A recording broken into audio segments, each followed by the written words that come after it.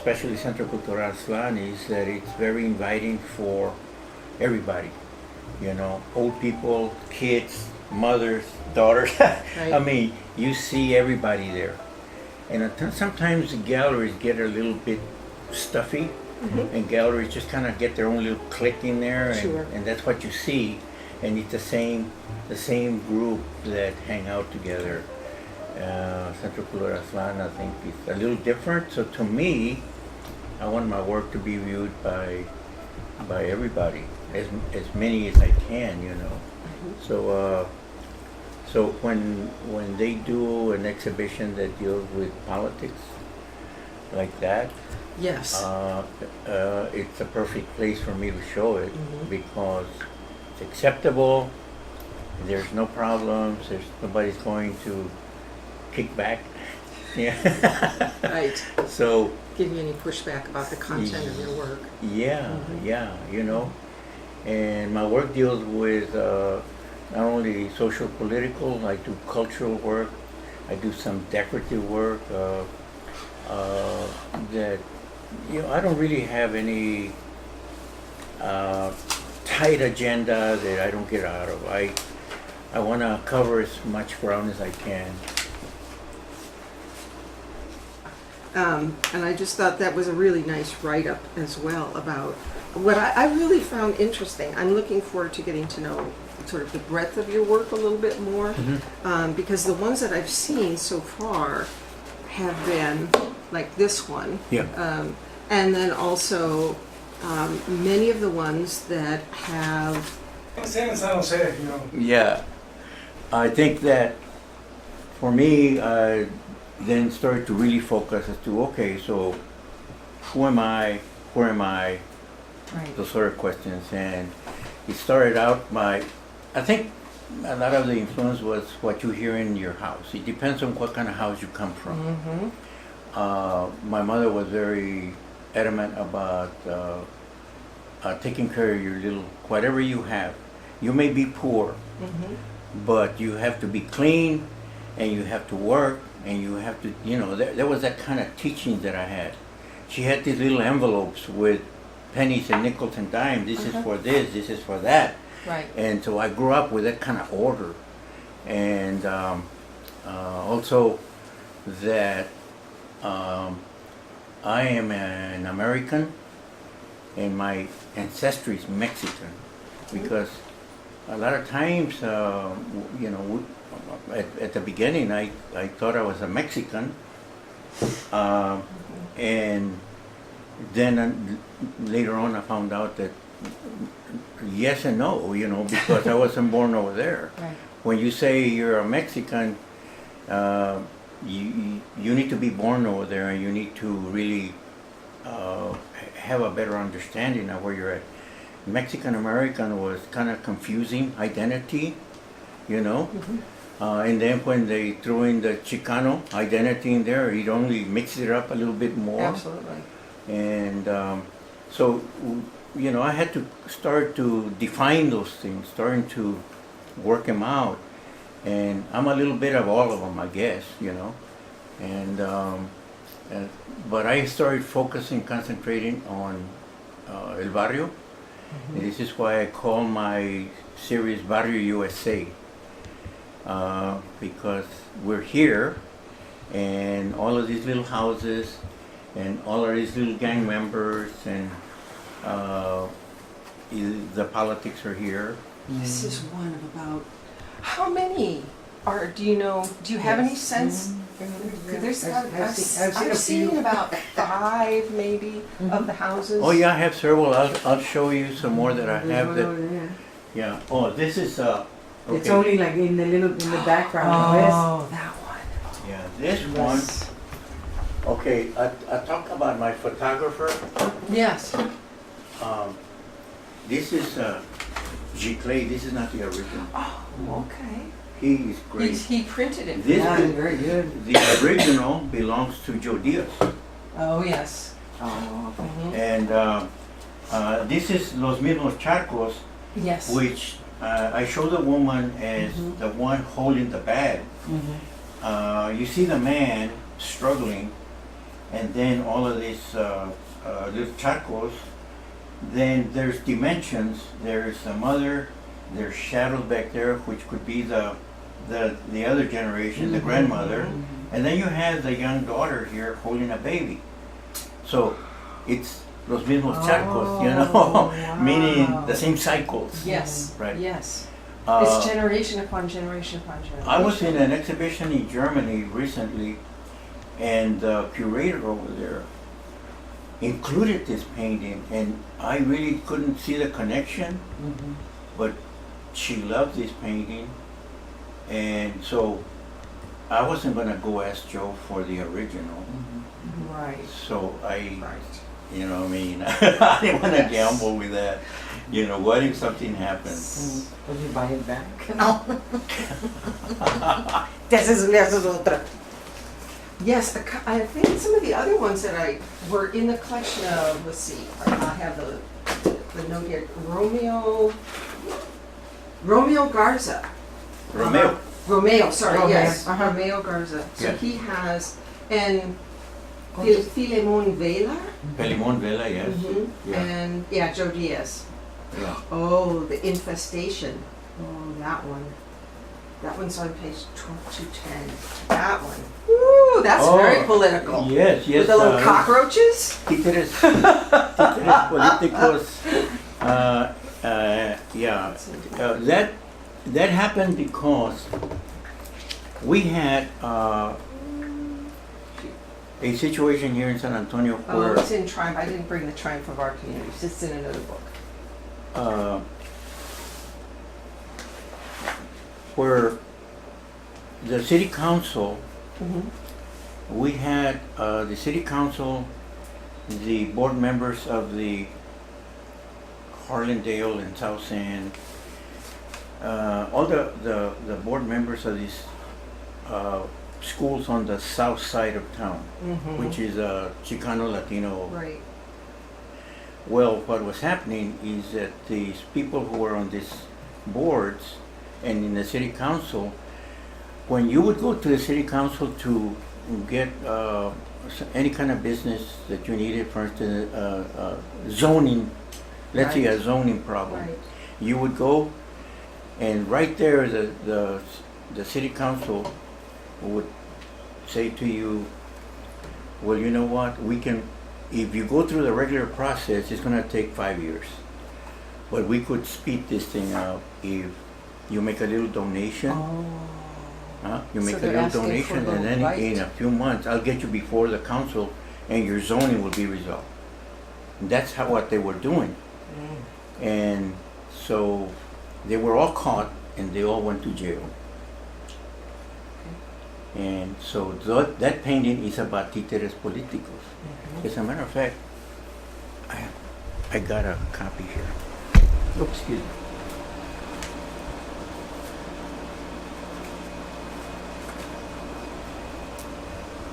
These writers, you know, Rolando Hinojosa? Yes, absolutely. Okay, he chose that painting for his book.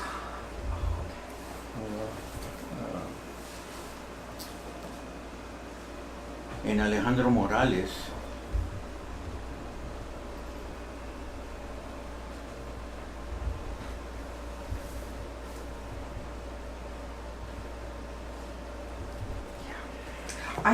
I thought it was formally really interesting because there's the reference to the house that I've seen in your work.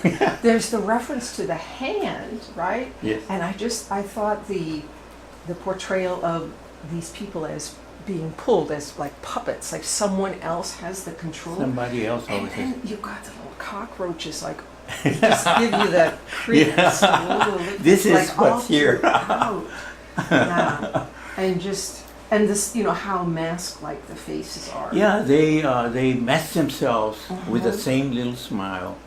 And this is so typical of these politicians, these Chicano politicians that come, and this is their uniform. This is, I mean, they all the same, you know. So but if you notice their hands, they have gloves because they're ripping us off. There won't leave any prints. I don't have any friends here, and I don't have any friends over there either. So, because my work is, sometimes I feel more like a reporter. Yes. I'm reporting these things, and they deal with some things that we don't understand sometimes, how these political operatives Yes. come in, and then little by the time you know it, I mean, they come and rip you off, and then they leave, and we remain. What was there a particular time in San Jose, like a particular decade or era that? Sorry, what did I say? San Jose. Was there? We know what you're referring to, San Antonio.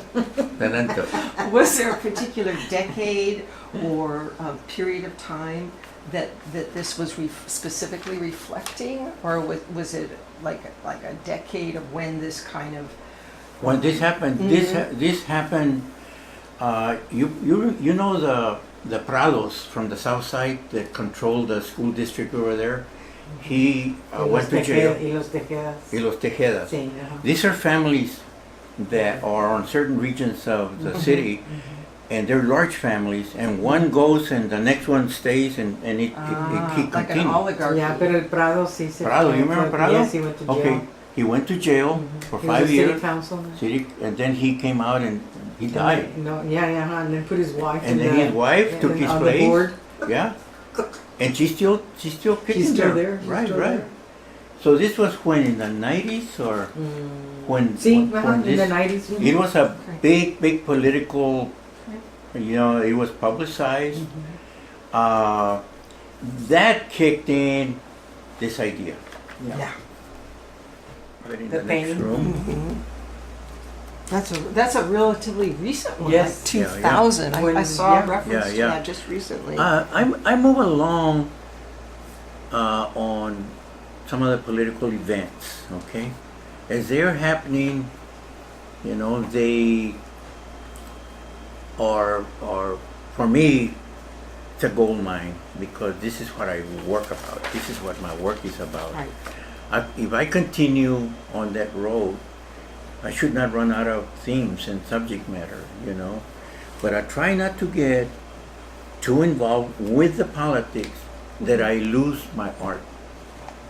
I try not to get connected to these people. In the 60s, when CONSAFO was being developed, there were all of these different organizations that wanted us to be part of their thing, part of their wing. And what you find out is that little by little, they want you to start marching and start doing posters and they start dictating to you what their agenda is. And I was one of the ones in CONSAFO that kicked back and said, no, we're artists. I'm not going to go out there and be marching especially Mario Cantu. Mario Cantu was one of our supporters, but he was working against the Mexican government. That the Mexican government was, that the Indians were still, the underground culture over there, and so he was trying to arm them. Oh. Yeah, Okay. he had a lot of money. The guy had a very successful restaurant, and then when he heard about us, he came and met us, and he said, you know what, I can finance you guys, and so you can guys get into a national recognition. Well, his idea of national recognition was, To overthrow the government. yeah. So you see what, then I said, well, wait a minute here. I can understand his agenda, but we're going to lose it. We're going to lose it because we're going to be involved with something else and not the art. The art is the important thing. That's what I saw. And eventually, the group voted, decided, no, we can't go there. And then we got involved with Tomás Atencio in New Mexico. La Academia. Yes. There was another game.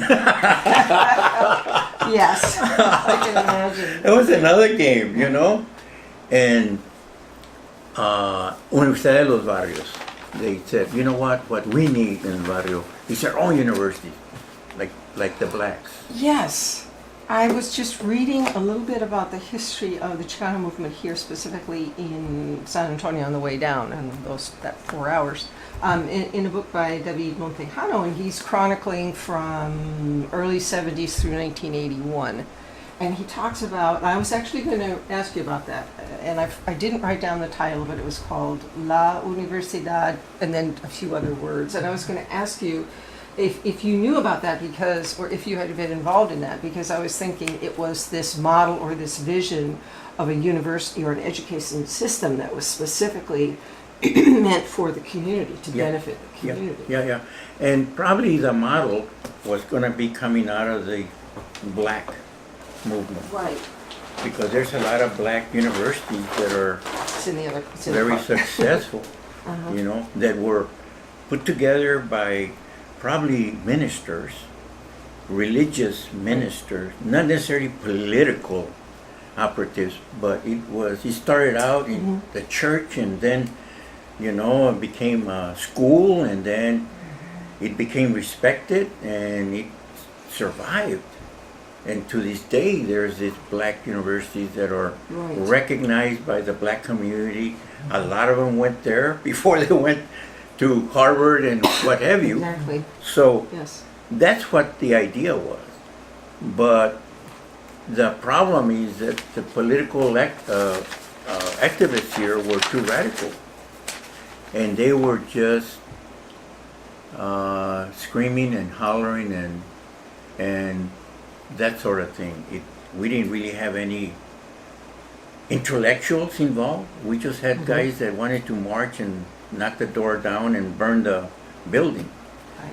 We didn't have any real, you know, people that were already. The only ones that came along was people like Tomás Rivera. Yes.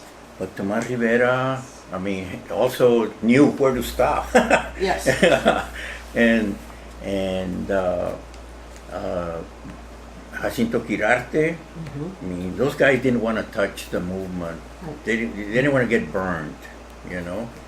And so when we went to the first meeting with Tomás Atencio to talk about the Universidad de los Barrios, well, it was very simplistic discussion about we need to control our own, and we need to teach our own kids in the barrio without charging them, and there was a lot of discussion about the motive for this and the dedication and what have you.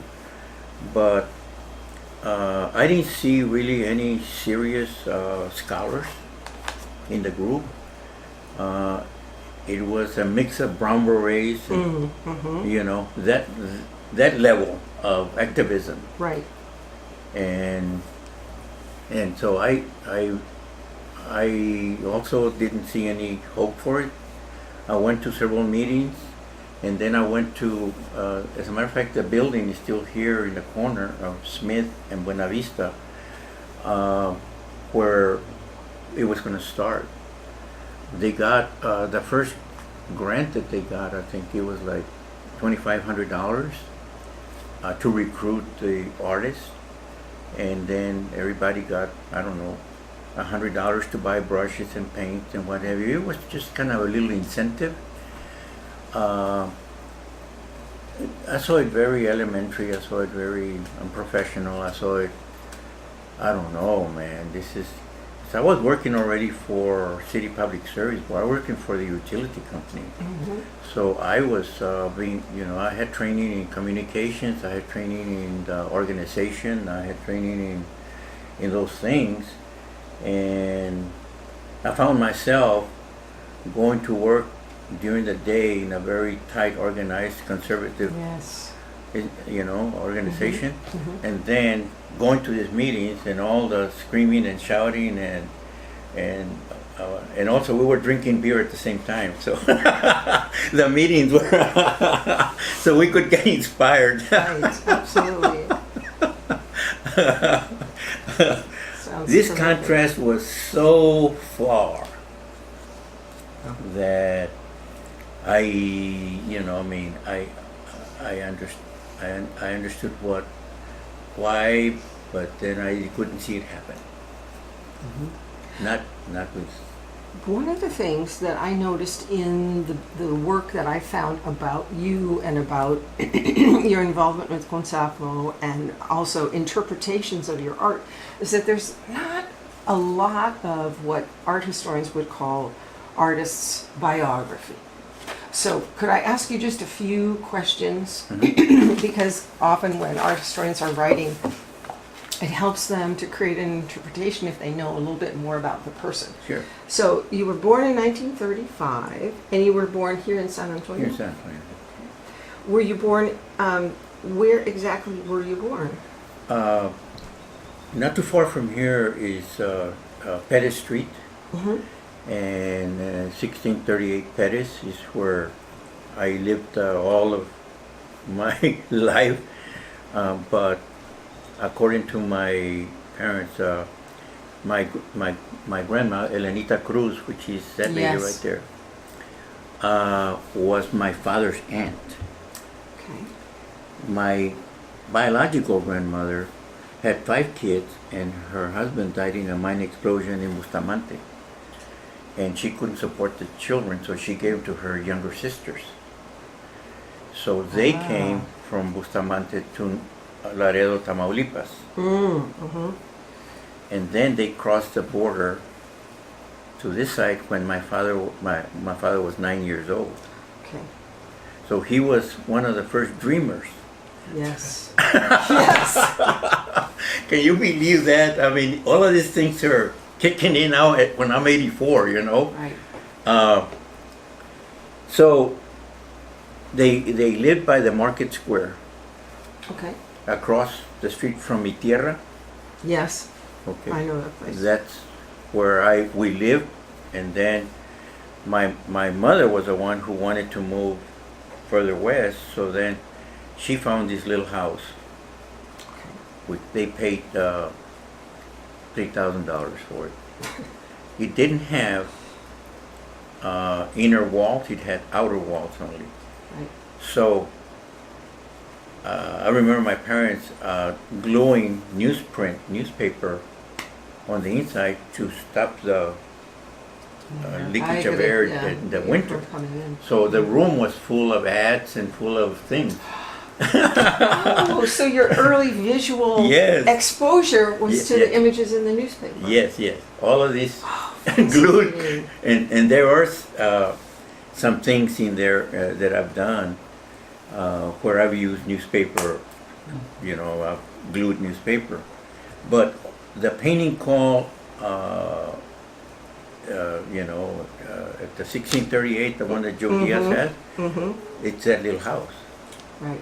So you were born in the house, not in the hospital? No, I was born in the hospital, but then we lived by the market square. And then when I don't know, when I was maybe 3 or 4 years old is when they moved to that Okay. little house.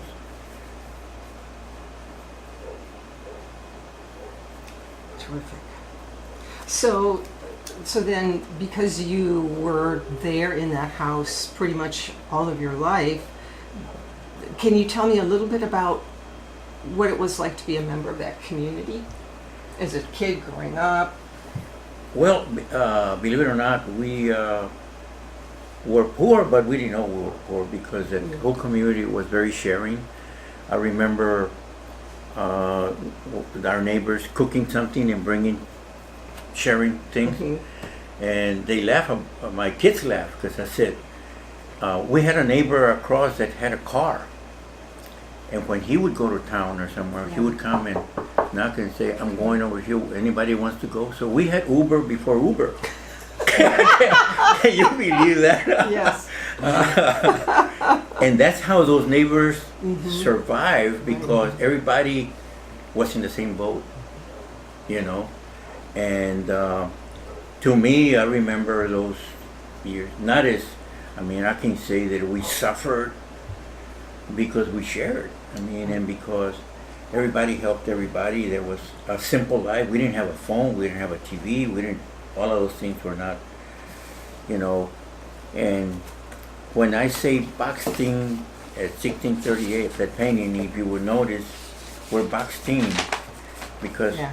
my mother understood the poverty. She was a cleaning lady, and she went to work for this doctor in Castle Hills. Castle Hills was a rich area. Right. And then another doctor hired her. So she was working for 3 doctors in Castle Hills. Okay. She had the keys to their houses. She would go feed the animals, clean the house. And then on Friday, they found out she could do carne guisada and those things. Right. So one asked her if she could cook and leave the meal for their dinner for Friday. So she was doing all of that. But she would tell me, you know what, they have a TV in every room. Wow, we didn't have a TV, Yeah. you know? So I think she saw the contrast and she said, wow, we're really, so she was always saying, you gotta get out of here, you know? Okay. So this is why I created the box. Yes. Yes. Hay que salir del pozo. Yes. Perfect. That's it. Okay. So next general area of questions is your schooling. Okay. I went to technical and vocational school, Tech High School, and it was a school that taught art, plumbing, sewing. I don't know. Right. They had a lot of different shops, and so. But what triggered that was Porfirio Salinas. Okay, my father was a jack of all trades. He did anything, and one day he came. He says, "I'm doing some work for this." He said, "This painter that lives over here," and he said, "And he needs somebody to cut his yard and clean his garage." And then he had a lot of beehives around the house. He wanted those knocked down and just little things like that. So I went with him over there and met Porfirio Salinas. I thought he was a white guy because he was real light and had blue eyes. And when I was cutting the yard and what have you, I noticed that in one of the bedrooms on the side, he was painting, on an easel. And so after the end of the day, Mrs. Salinas made sandwiches for us. So we were sitting in the backyard, and my father told Salinas that I was interested in art because I was drawing. He said, "Oh, really?" He said, "Well, you know what?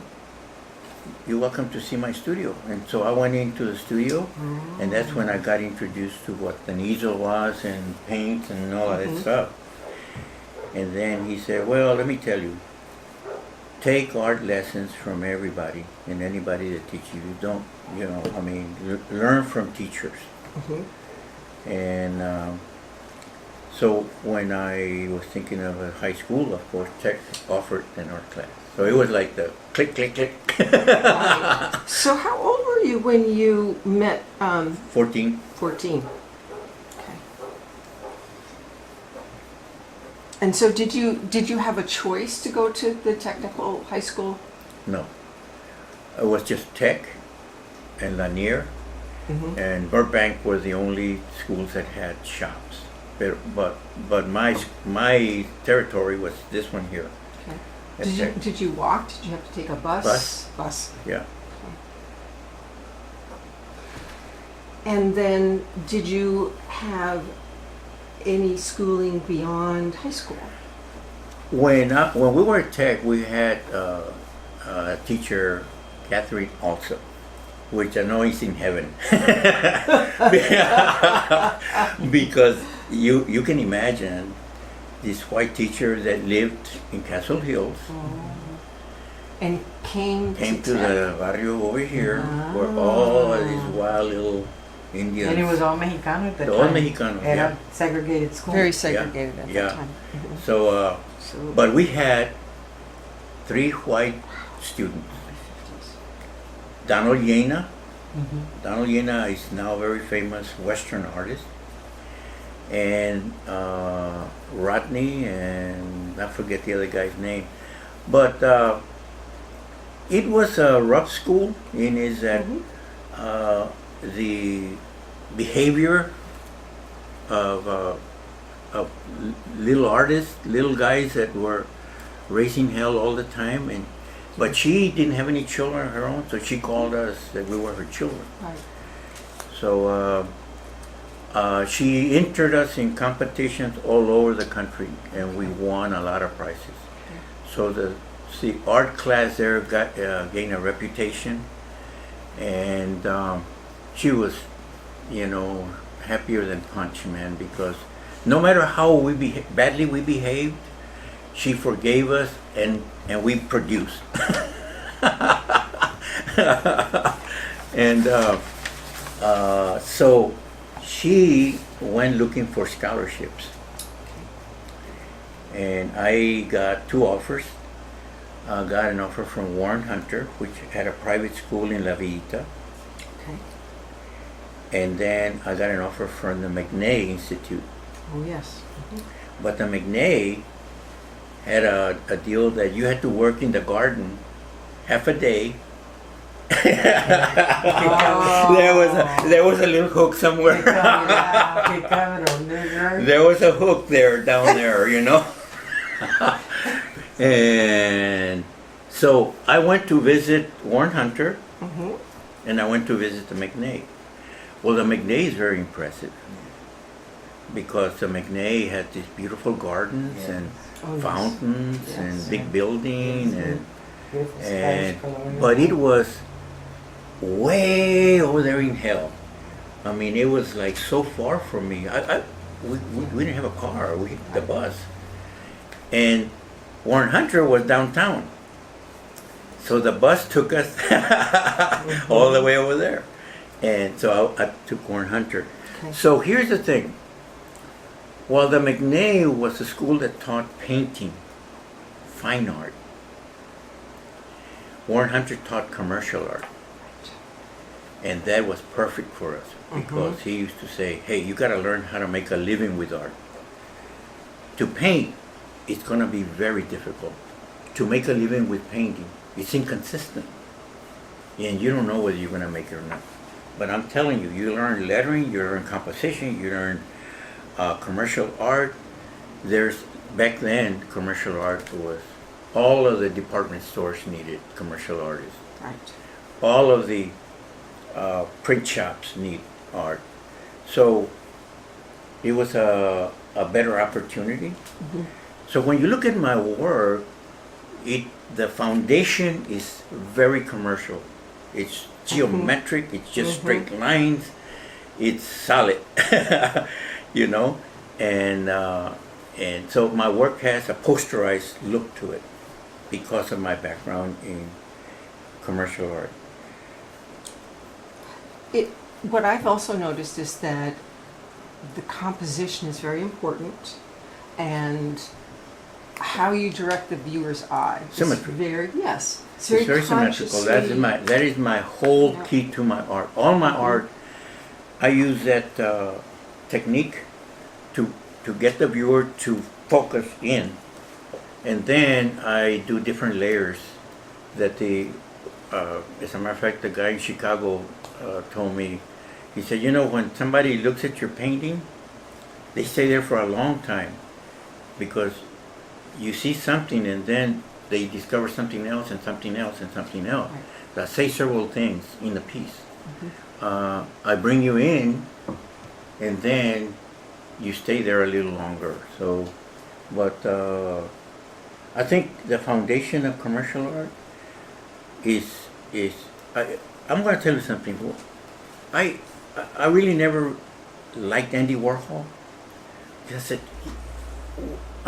because all of the things that he did, we had done already, and because he was so naive and stupid in a lot of ways, he thought that he could put that in galleries.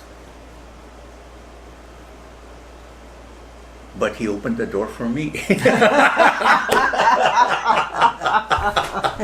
After all that hate, I said, okay, Andy, I forgive you, man. There are some works that I've seen, and I didn't bring.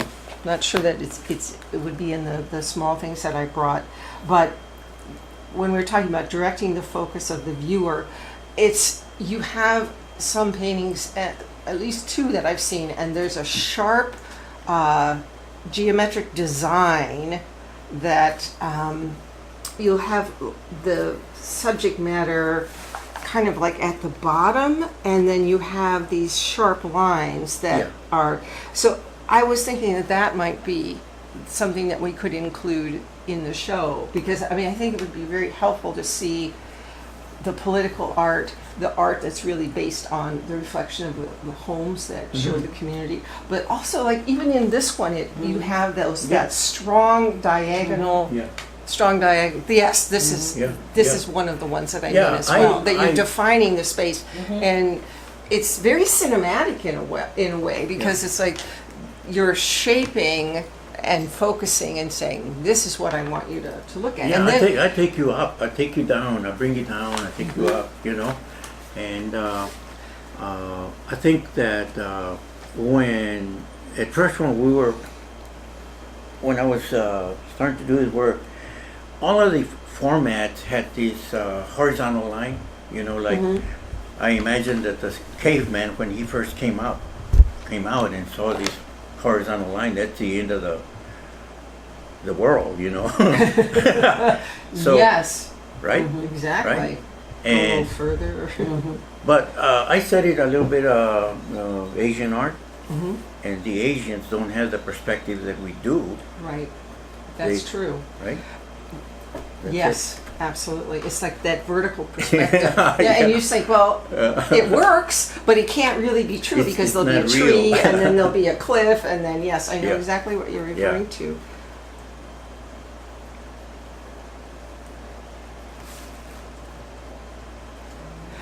The other thing that really struck me when I was looking at this piece and another piece like it that has the text at the bottom is your training in commercial art, because it's image and text. Yes. It's very much like an advertisement in a way, Exactly. but of course there's a lot more Yeah, meaning yeah. to it.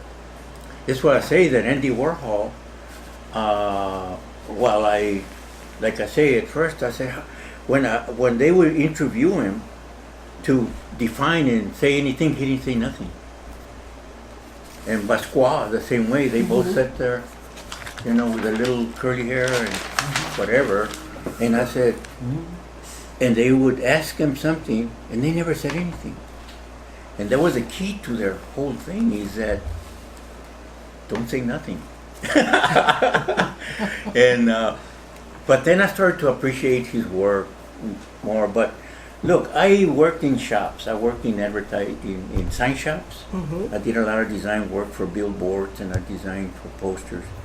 I did a lot of work for the hotels, for conventions, menus.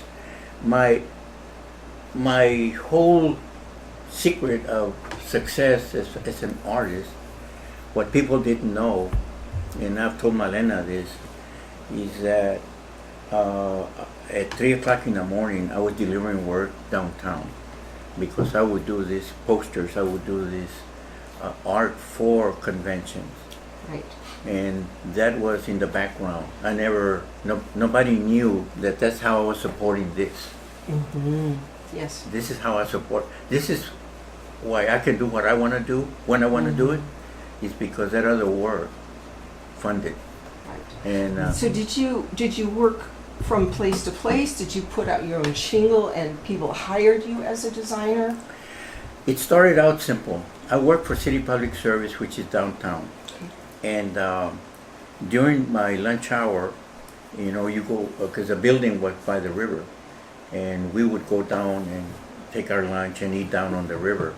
But one day, a guy that worked at the public service, he's an engineer, and he said, "Say, my wife works for the Hilton, and she wanted to know if one of you guys could do a little poster that says no smoking." And this guy, is an old friend. I said, yeah, I'll make a no smoking sign, and I did. And I called him and I said, I said, it's all right. He said, no, don't give it to me. The Hilton is just almost next door to us. And he said, my wife gave me the floor. He says, you take it to her because she wants to pay you. I said, no, I don't want to charge you, man. It's just nothing. It's no smoking. He said, Joe, go over there, man. So I went over there, and sure enough, she wanted to pay me. I said, no, it's nothing, She said, well, look. She called me the next day. She said, my boss wants to talk to you. And her boss was director of food and beverage. And in the hotels, that's the main guy. The food and beverage director runs the show for the restaurants, conventions, decoration, flowers, everything. And so I went to talk to the guy, and he said, look, I saw that sign, and I need a lot of signs, because when I have a convention, I gotta put signs in every floor to direct them where to go. And he said, do you think you could do that for us? And we'll pay, the hotel will pay you. Mm-hmm. He said, I said, yeah. He said, but the only thing is that when a convention comes, we start setting up at 4 o'clock in the morning. Mm-hmm. And we need whatever I order from you, we need it right before. So this is where this came in, is that I was working at night. I would get out at 5 from public service. Right. And then go home and bought my boards and everything, and then start working. And I had to finish. So it was like a deadline job. But the pay was good. And then I found out that he said, look, I have to go to follow the process of the hotel. I have to go to the department that has to get 3 bids. Oh, certainly, yes. Mm-hmm. He said, but we can go under at a certain amount of money, or you could bill me twice. Sounds good to me. Yeah. That works. He says, I need that work. And believe me, you can get me out of a lot of hot water. We can work it out. Otherwise, I have to go to the department that then call the agencies, and then they come and they bid on the job, and then I have to wait and all of that. So I was working with all the hotels that way. One guy told the other guy, work with him, and he'll bill you 3 times or 4 times, whatever. And so I did work like that for many years. I was able to send my son to Pratt Institute in New York, and he's a graphic designer. Mm-hmm. So because of that work, I think that it allowed me to do my thing, as they say, And but then, like everything else, every good thing comes to an end. The computer came up. Oh, yes. And then the computer, they got these programs, and then the secretary in the office. Mm-hmm. But of course, it's not like what I used to do, hand lettering. Mm-hmm. And I could still go probably to the hotels and do special jobs, because there are some conventions that want more than just block lettering, mm-hmm. And so, but I didn't want to do that anymore. Okay. My son graduated. My son is going to be 57. So amazing. I mean, it's over, as they say, If you don't quite get it, it's going to take you longer. Okay.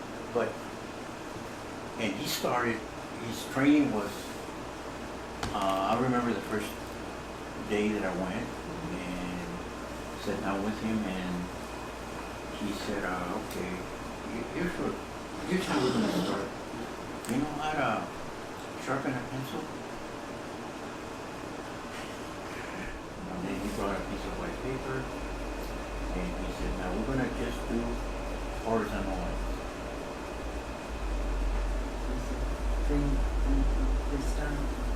Freehand.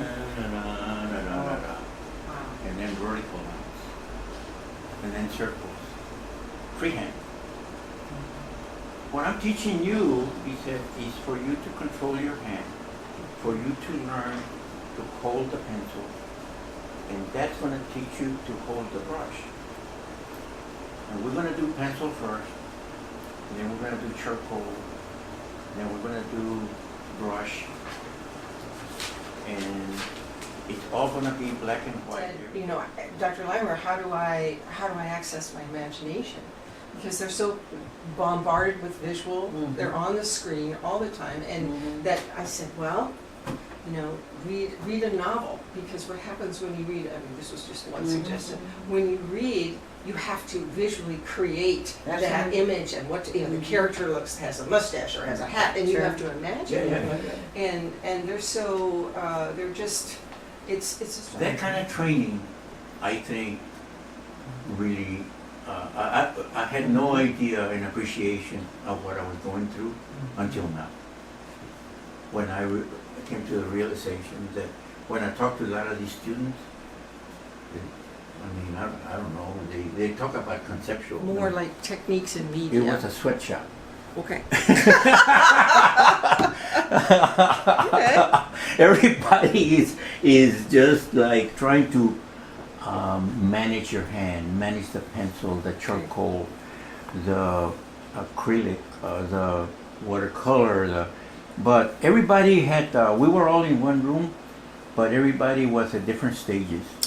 Okay. You did your own thing.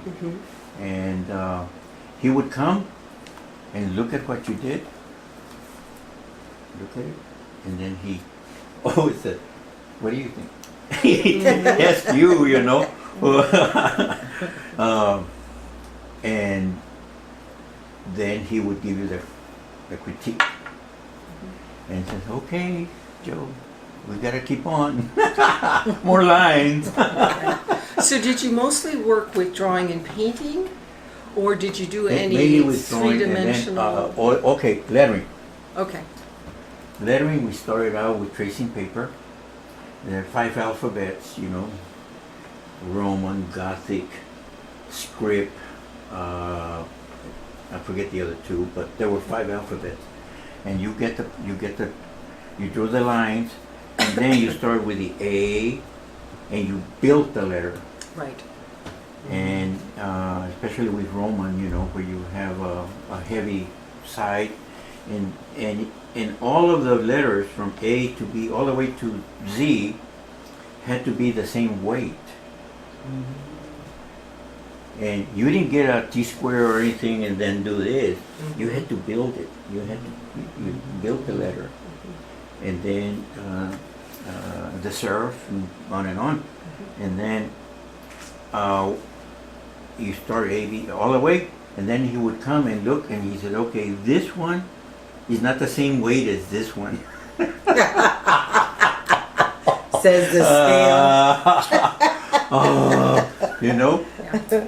And then he says, okay, put tracing paper over it, do it again. That, when I say sweatshop, Yes. That's right. and so precision, vision, hand coordination, Control. all these things is what he was teaching us. And you know, a lot of students quit, a lot of students left, Yeah. because they wanted to paint, they wanted to have fun. And he was teaching you discipline. Yeah. Now this is 1951 to 56, and San Antonio is segregated. What was the feeling amongst the students? What were the students comprised of? And We were all mixed. There were a lot of students from Alamo Heights, okay. from Don Gaina came from Castroville, country kids. Yeah. The kids the white kid came from the country little towns. Okay. and then the rest of us were from these neighborhoods here. Okay. And there were a lot of women, a lot of girls, and it was a mixed class. Okay. But everybody was getting along. I mean, there was like we had a good time. You know, there was no feeling of that. You know, I mean, he's white and I'm brown and all of it. No, it was all hard work, and all of us were. I think maybe serious students, you know, that got caught in this great school. Because when I look at it now, and I said, damn, how lucky could I be, you know? Yes. We didn't pay anything. It's scholarship, you know? Yes.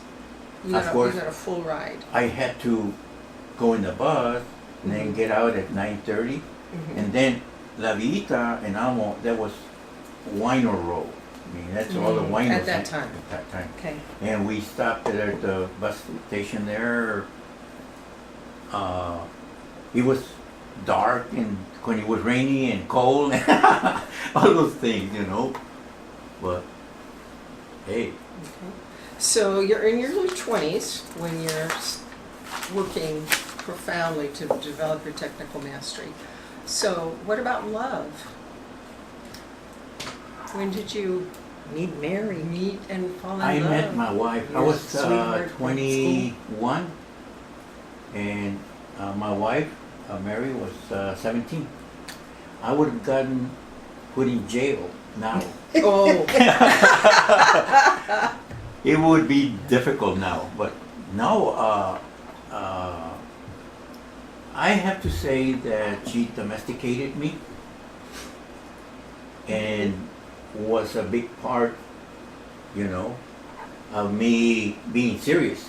Because if I had not met her and I just hang around with the guys on weekend, God knows, Jack Barber and those guys, you know.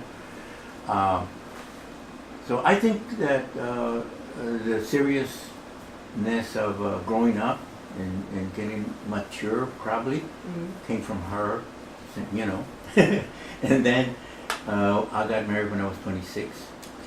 Married 55 years. So she was then 22 when she married you. 21. See, I was 26, yeah. Okay. How did you meet? The neighbor next door here we were in the same class, and it was through her that I got introduced to Mary. And we're still friends. As a matter of fact, I talked to her yesterday. She also lost her husband. We all kind of grew in I hanged around here so long, you know, that we were all neighbors here, and you know, and it's the whole family. Well, the movement started by students, you know, Garfield and Lincoln, and here in San Antonio it was Lanier and Edgewood. Okay. And it first started as students, and then the parents started joining, the sisters and the older brothers, and then the movement became more adult. But it started out with young kids. But you know, it's kind of a little stylized, figurative. You know, it's not that realistic. I have incorporated a lot of images in there that take you somewhere else. Yes. You know.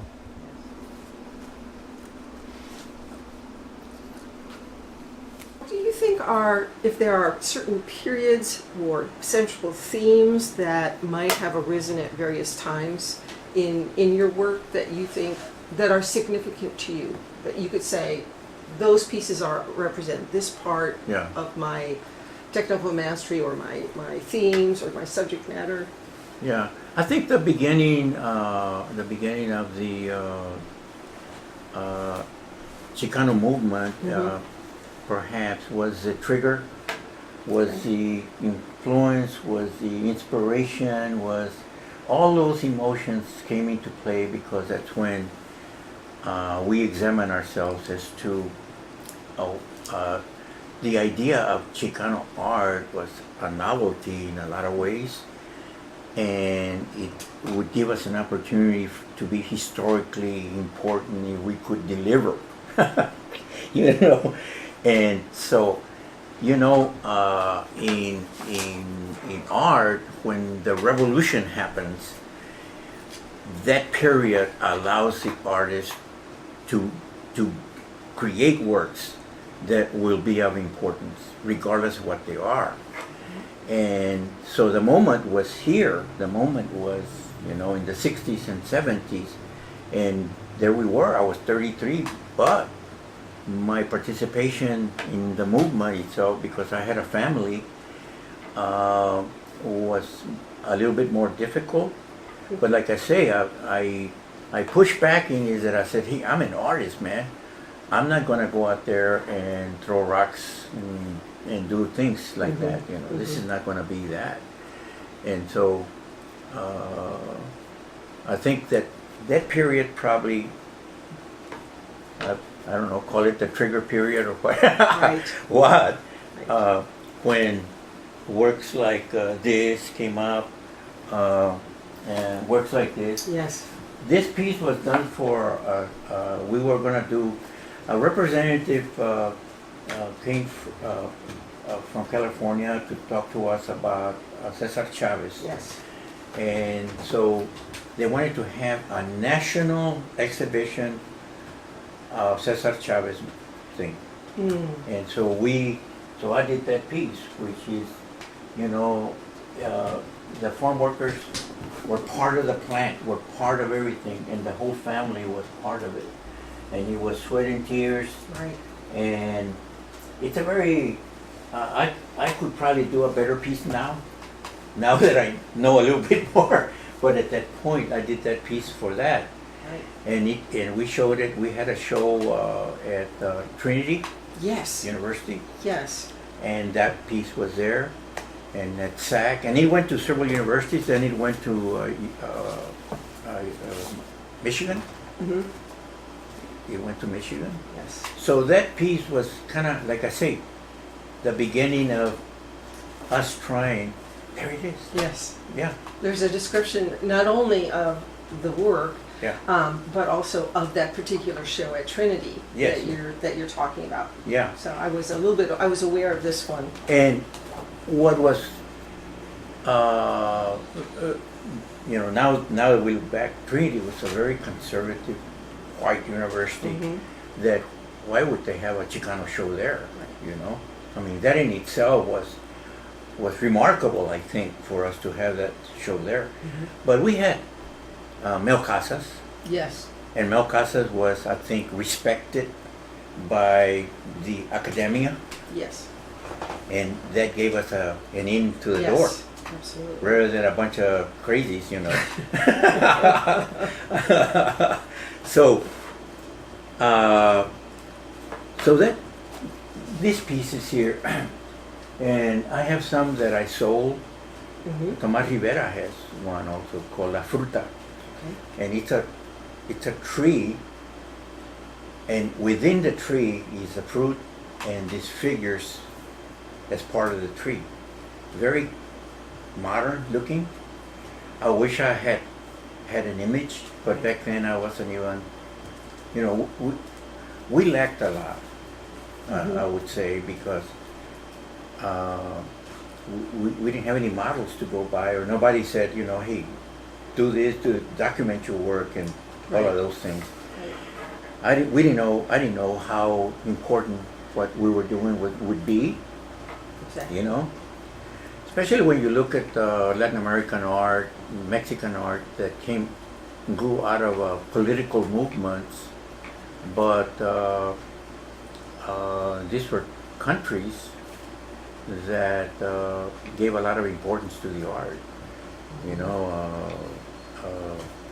in Mexico, you know, the mural movement was respected, recognized by not only Mexico, but you say the Fords and the Rockefellers and the big guns.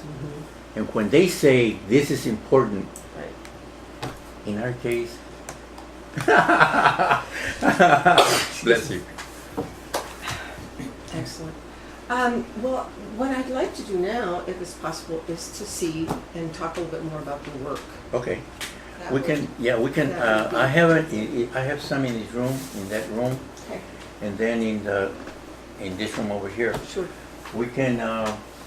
Of course, this piece here, that and that are early works, and then that one over there is caballo. You're working on your lettering. Yes. Okay. Tony's mirror shine.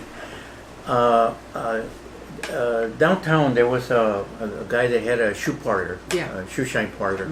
His name was Tony Cruz. Tony Cruz would hire these little pachucos that had just the undershirt on Yes. and the khaki pants way down here, and they had their little brush, and he would line them up on Houston Street, and it was just a narrow shop, and the lawyers downtown, all the businessmen would go and shine their shoes there, and he would line them up to where the next one would be another guy. So Tony's mirror shine was the place for these little pachucos that would not wear a shirt. They had the undershirt. Right. Now, my mother had always told me, you always have to wear a shirt. Not to wear a shirt, an undershirt, that is being low-lifer. So, El Caballo con Sapo, everybody had a nickname. And it was about hair. The 50s was about hair, Yes. right? So those images came out of that period. If I would have put sunglasses on that, Cesar would have. Cesar Martinez.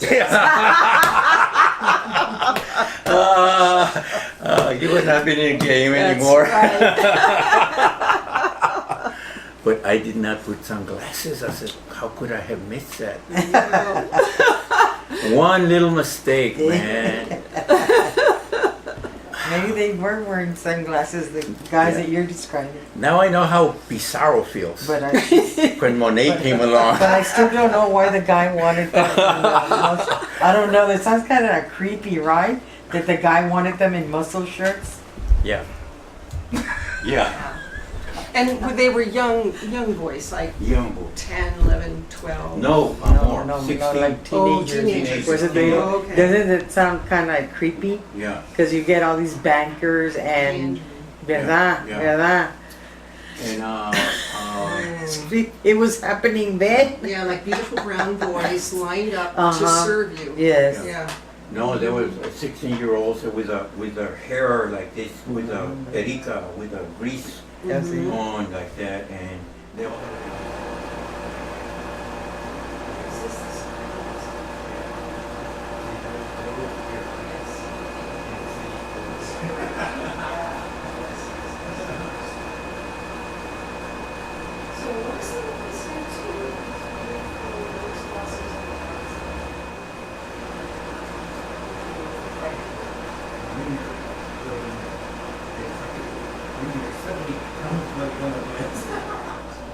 She was always very honest. She didn't, she would tell me exactly what she felt. And she said, well, what is the idea? Is the idea that, are you celebrating her life or her death? And when she asked me that question, wow, I said, you know what? So I changed it. I took the blood away. Of that series, and Your chango? yeah, y el chango, los changos, you know. Yeah. And okay, you notice that my father was a tile setter, a tile man. So I do tile on a lot of these houses. Right. Now, how they deliver here, a lot of the drugs, they have this young man in bicycles. Well, the cops know already, you know, so they catch him. So, and I have graffiti coming out of it. And then there was a guy in school that his name was Angel, and he was hell on wheels, you know. So that's why I put that black wing in there. So my past bring me information, material. Okay, this is a past page.